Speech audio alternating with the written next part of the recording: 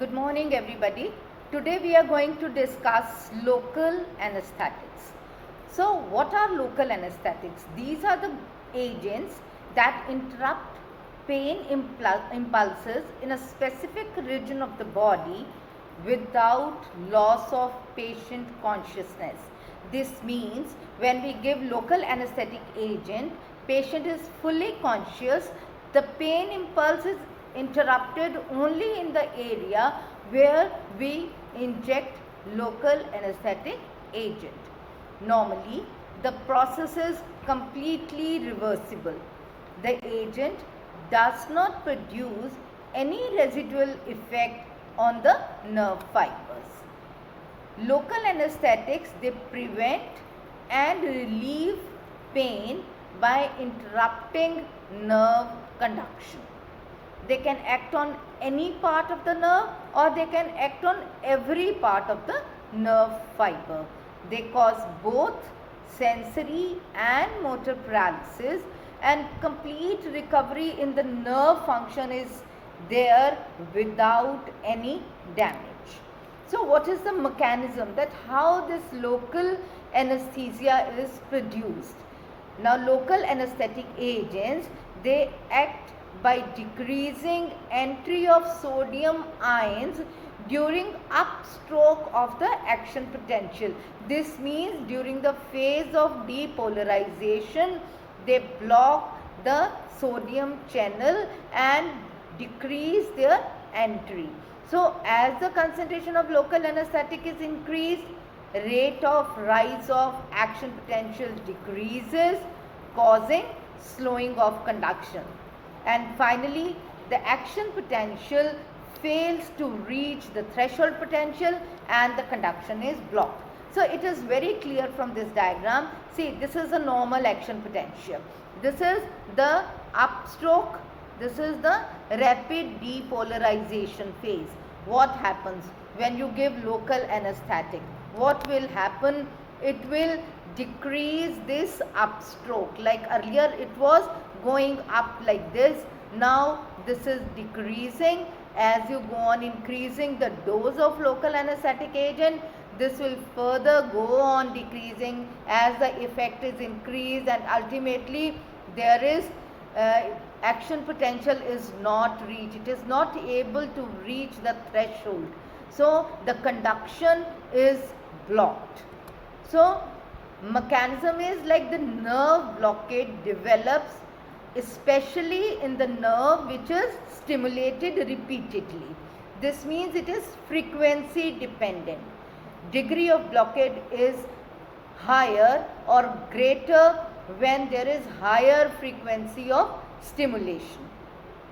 Local anesthetics, they traverse the membrane in the lipophilic form and the cationic form binds with the receptor. See, here these are the sodium channels and this is the nerve fiber. This is the axonal membrane and this is exoplasm. What happens when you give local anesthetic agent? It pierces the membrane in a lipophilic form, and once it enters into the nerve, it in the exoplasm, it gets broken up into the ionic form. It is a cationic form which binds with the receptor which are present on the inner side of the exoplasm. So this is on the inner side of the axonal membrane. So after piercing the nerve, this local anesthetic agent, it pierces the nerve and it gets ionized.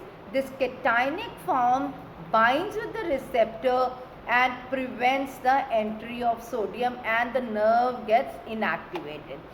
See, this is the resting state of the membrane, nerve fiber. So in the resting state, this is the position of the ion channel. When the nerve, it gets stimulated. That is why it is said it produces more effect when the nerve is stimulated.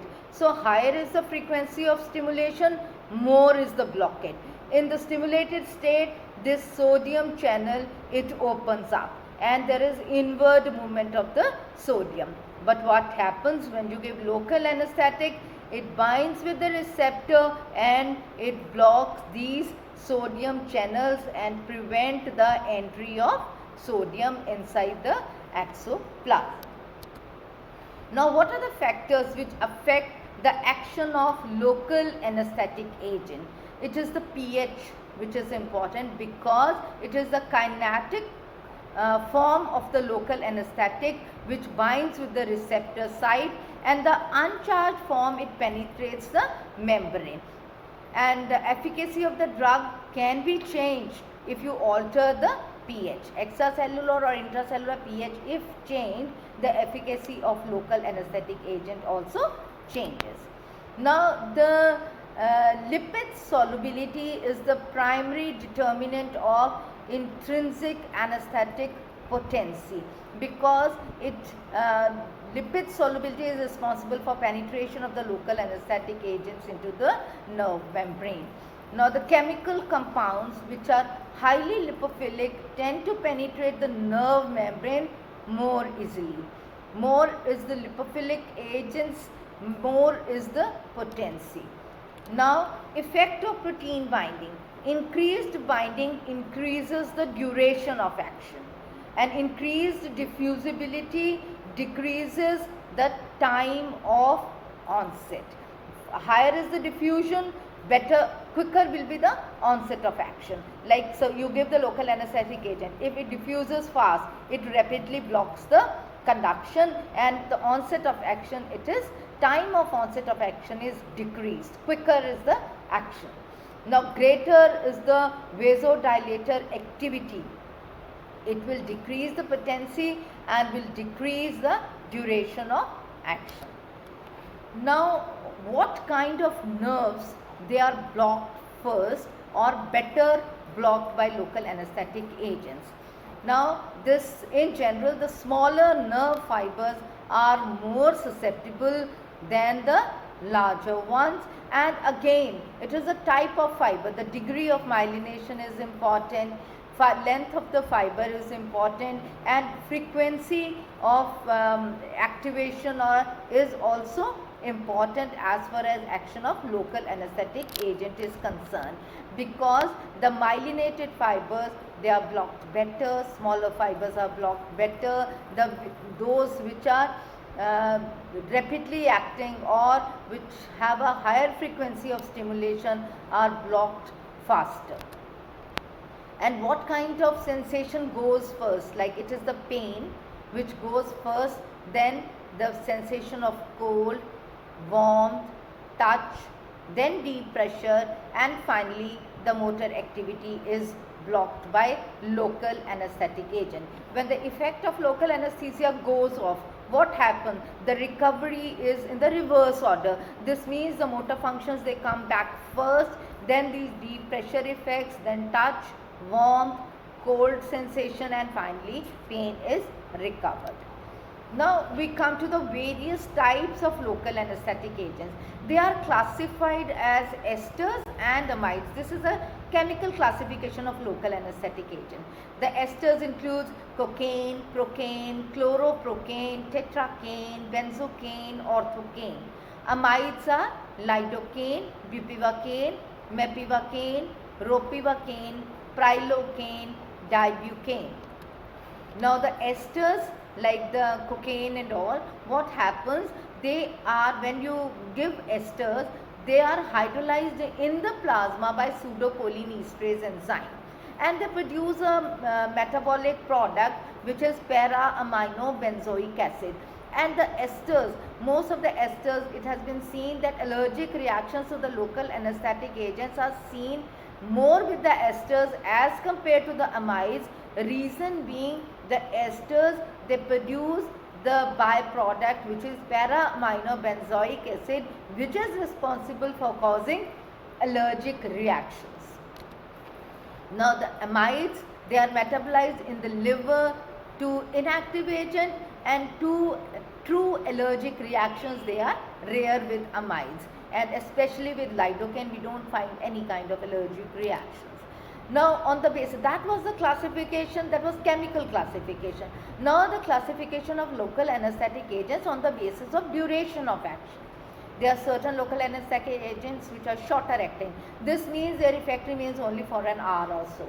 Moderately acting effect remains up to 2 hours, and longer acting effect remains up to 6 hours.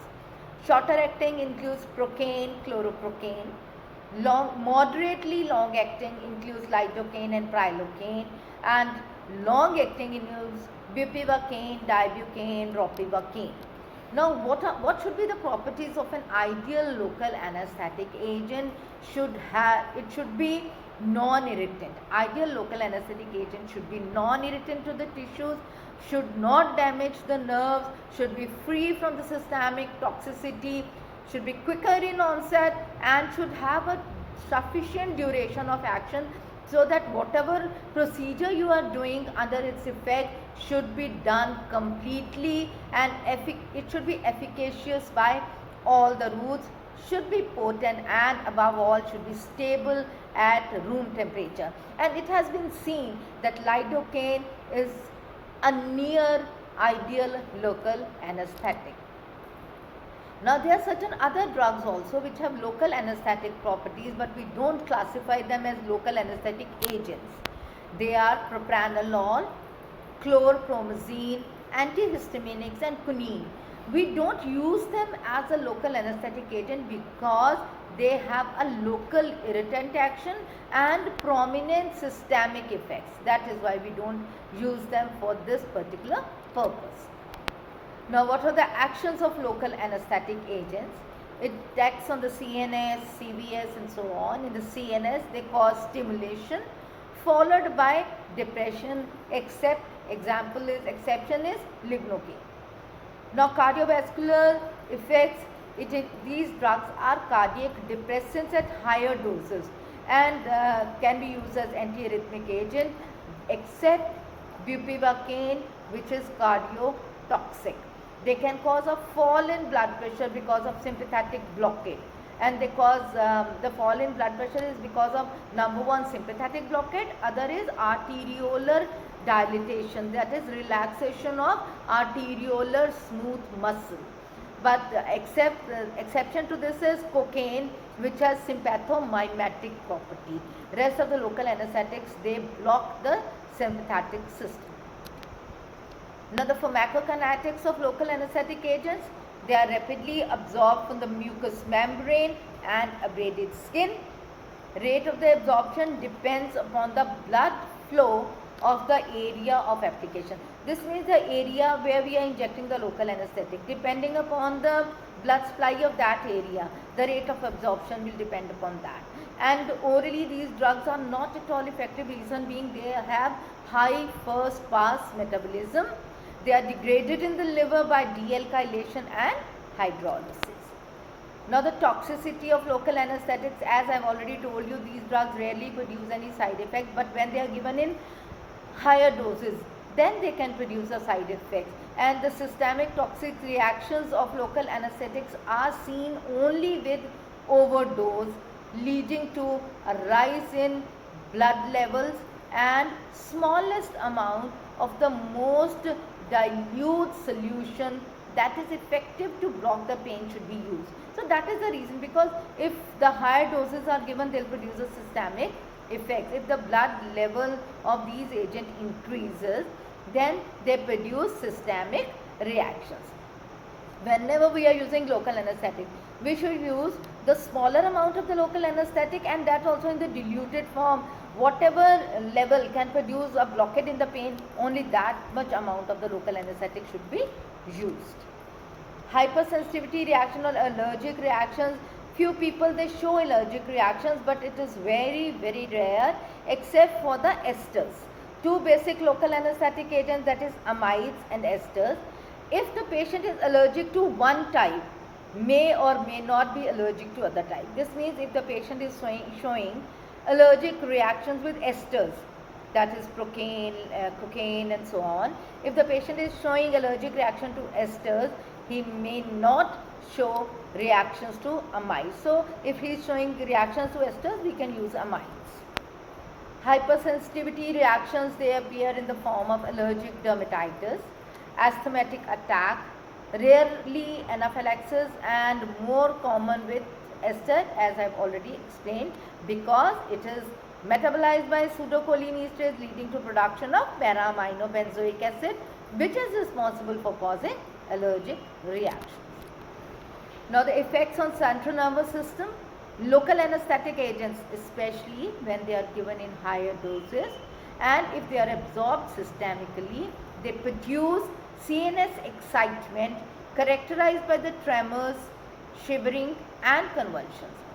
Higher amounts, if absorbed, can cause CNS depression, and that depression will be presented as respiratory depression. If still higher doses are given, can lead to respiratory arrest.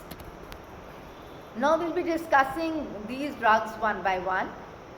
First of all, cocaine, the natural local anesthetic which is produced by the leaves of Erythroxylon coca, and it is not used due to its sympathomimetic property. As I have already told you that most of the local anesthetics, they block the sympathetic activity, they cause vasodilatation and fall in blood pressure. But cocaine was exception to that, it has sympathomimetic property.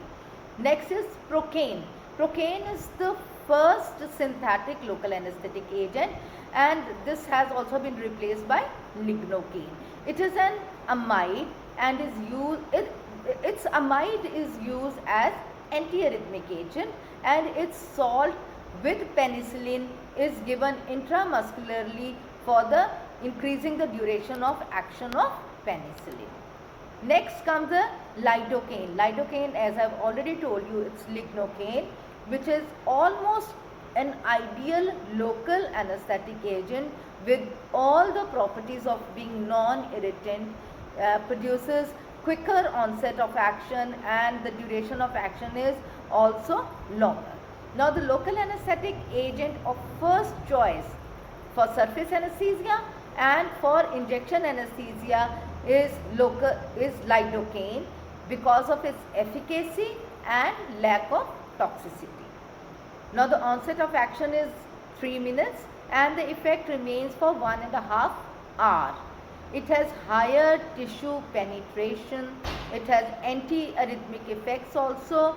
The only problem is it can cause drowsiness, ventricular arrhythmias and cardiac arrest only when given in higher dosages. Prilocaine is similar to lidocaine except with a larger volume of distribution. Next is AMLA. What is AMLA? AMLA is a eutectic mixture of local anesthetic agents. It is a mixture of prilocaine and lidocaine for surface anesthesia. When you mix two local anesthetic agents, prilocaine and lidocaine in solid form, they become liquid on mixing, and when mixed lowers the melting point of the two. Now this cream, when applied, it produces surface anesthesia and it is applied under occlusive dressing 1 hour prior to the procedure. If you want to perform any procedure on the intact skin, what do?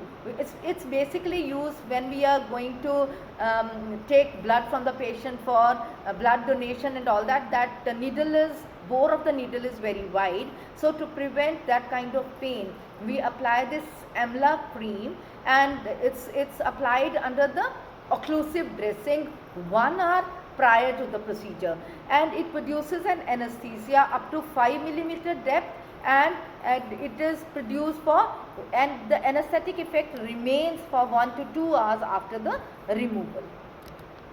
Now this is how we apply. You can see it from this diagram that this is the occlusive dressing. Under this we have the AMLA cream, and it is pasted 1 hour before the procedure.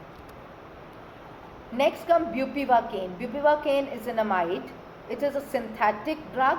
It is 4 times more potent than lidocaine. It has a longer duration of action, that is for 4 hours. The best thing about bupivacaine is it produces sensory blockade more than the motor blockade. So it is very clear, any drug which produces more of the sensory blockade and less of the motor blockade, where can we use it? It is preferred for the patients who want to get the painless delivery and for post-operative analgesia. In painless delivery, we want the motor activity to be there, but we don't want the sensory activity. We don't want to feel pain, but we want the uterus to contract and push the baby out. So that is why bupivacaine is a drug which is used for painless delivery. Bupivacaine is used in infiltration anesthesia, for spinal anesthesia, for epidural anesthesia. The only problem with bupivacaine is it is cardiotoxic, but it's congenial. Ropivacaine is less cardiotoxic, and that is the reason we don't use bupivacaine for intravenous regional anesthesia. Because if you will give it for intravenous regional anesthesia, what will happen? Just in case little amount goes into the circulation, it will produce cardiac toxicity. Now, how we can use these local anesthetic agents? We use them for as topical anesthetic agents, for infiltration anesthesia, for nerve block anesthesia, for spinal anesthesia, for epidural anesthesia, and for intravenous regional anesthesia. These are the various techniques of anesthesia, and these we use local anesthetic agents in these type of producing these type of anesthesias. Now for surface anesthesia. Surface anesthesia, only superficial layer is anesthetized. Onset and duration of action depends upon what kind of drug we are using, how much concentration of the drug we are using, and what is the site where we are using the local anesthetic agents. Now for surface anesthesia, if you add adrenaline to it, it is not going to affect the duration of action. Local anesthetic agents, like for surface anesthesia, we give lignocaine. It is sprayed in the throat and it acts in 3 minutes and lasts for 45 minutes. Whenever you want some like endoscopic procedures done, we spray this local anesthetic agent in the throat. When it is sprayed, the effect is produced within 3 minutes and the effect lasts for 45 minutes. Next is the surface anesthesia.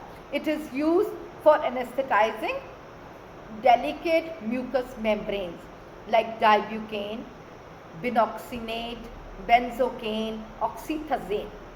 Now dibucaine is used in anal canal, binoxinate for corneal anesthesia, benzocaine as lozenges for stomatitis and as dusting powders on wounds, and oxythazane is given for gastric mucosa along with antacids. Now surface anesthesia is used to, what is the function of this surface anesthesia?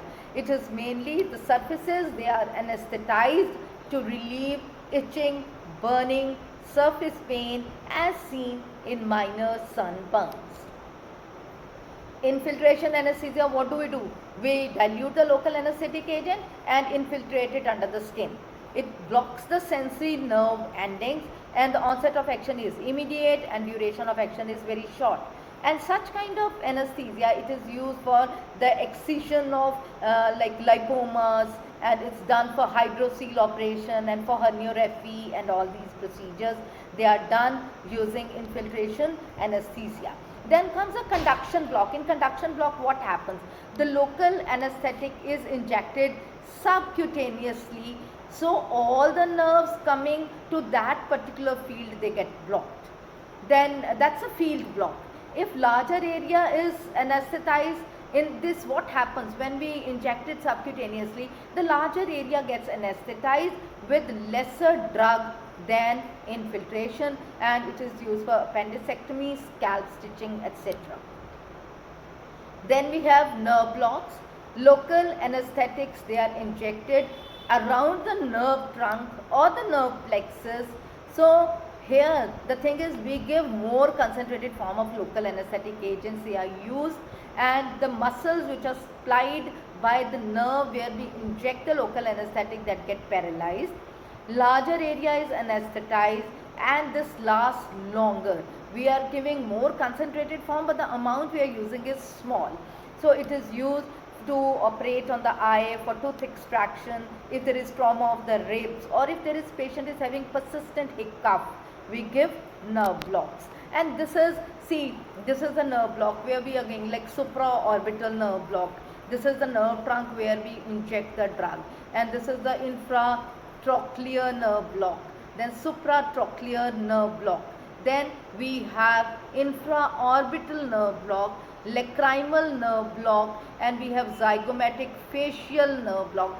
Depending upon the area which you want to anesthetize, you choose the nerve trunk and block that.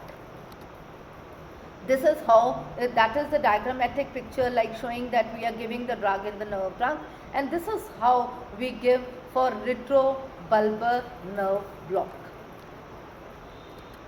Now the spinal anesthesia. Here the local anesthetic agent is injected in the subarachnoid space, that is between the lumbar 2 and 3 space or lumbar 3 and 4 space. What happens? It blocks the nerve roots in the cauda equina. This you know, like, and what happens? The lower limbs and the lower abdomen, they are anesthetized and paralyzed. Now what happens? Concentration on the CSF falls quickly. We are giving it in the subarachnoid space. In the subarachnoid space, we have cerebrospinal fluid. We are injecting the drug in the CSF. Now, once we inject the drug in the CSF, what happens? It rapidly takes up the drug. The drug goes from the CSF directly into the nerves, nerve roots, and anesthetize lower abdomen and lower limbs. So, dose of anesthesia depends upon the drug which is used along with its concentration. So what kind of for how long the procedure is to continue and which drug you are selecting. If you are selecting lidocaine, it will produce a shorter effect for 1 hour or 1.5 hours. If you use bupivacaine, it will produce effect for 3 to 4 hours. Now, what kind of surgeries are done? It is done for operations on pelvis, lower limb, lower abdomen. It produces good analgesia, good muscle relaxation, and it is very safe for diabetic, renal disorder patients, pulmonary and cardiac patients. Lesser dose of local anesthetic is required during pregnancy due to the decreased capacity of subarachnoid space. See, this is the subarachnoid space and this is a CSF. What we do, this is the spinal needle. Through this needle, we inject the local anesthetic agent into the CSF. From the CSF, drug is hurriedly taken up by the nerve roots, and it is now the drug is no more in the CSF. It is taken up by the nerve root and it anesthetizes the area which is plied by those nerves. Now, what are the complications of spinal anesthesia? It is very rare to develop respiratory failure with this. This happens only if you have given very high spinal anesthesia and the anesthetic agent has been taken up by the intercostal fibers, and then it will paralyze the intercostal muscles, producing respiratory failure, though it is a very rare complication. Hypertension, it is very common because it causes decreased venous return and the sympathetic outflow is blocked, as a result of which it produces hypotension, which can be prevented by raising the foot end of the patient or by giving sympathomimetic drugs. Headache can occur. Why headache can occur? As I have shown you in the diagram that we pierce the spinal needle, that spinal needle punches the dura mater. When it punches the dura mater, there can be seepage of CSF. That causes headache.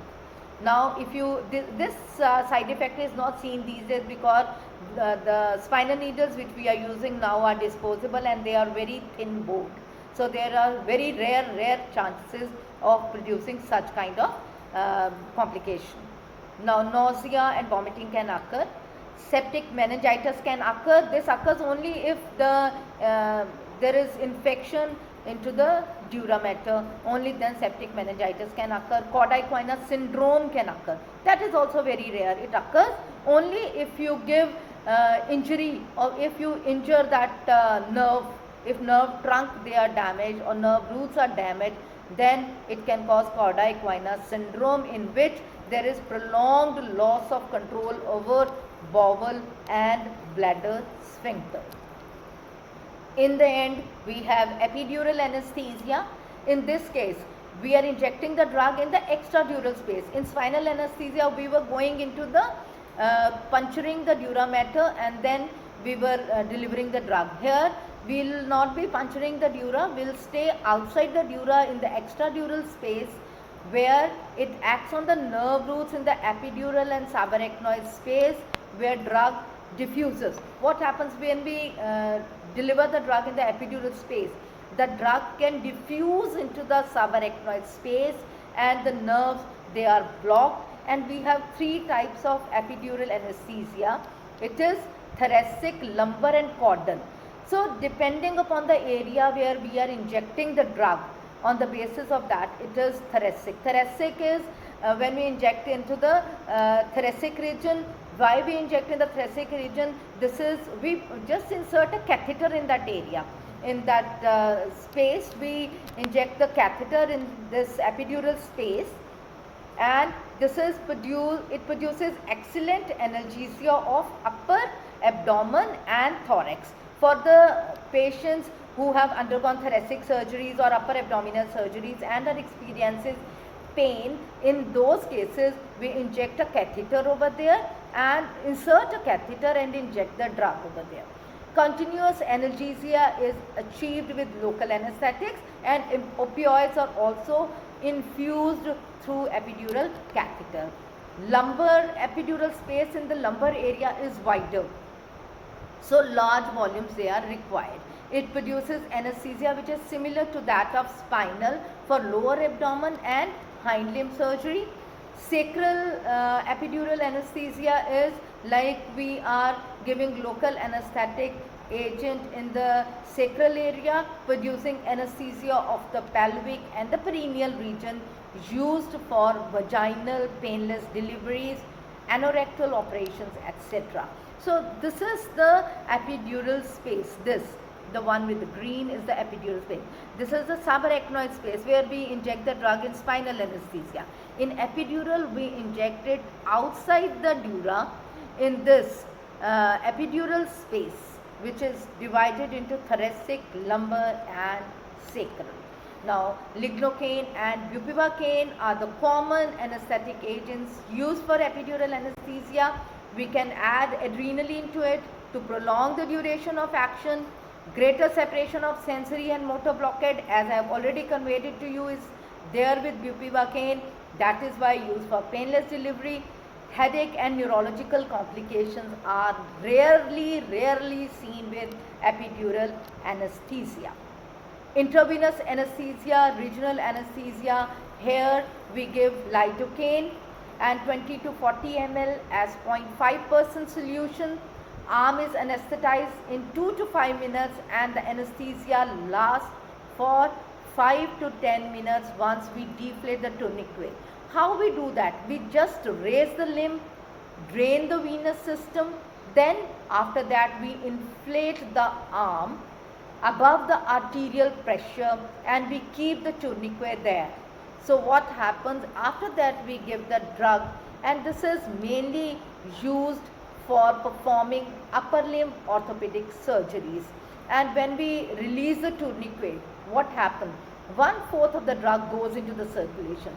That is the reason we don't use bupivacaine for intravenous regional anesthesia, because that 1/4 of the drug, if enters into the circulation, can produce cardiac toxicity. Bradycardia can occur when we release the tourniquet, and the safety of the drug depends upon the uptake of the local anesthetic agent by the peripheral tissues. And that's all as far as local anesthetic agents are concerned. Thank you.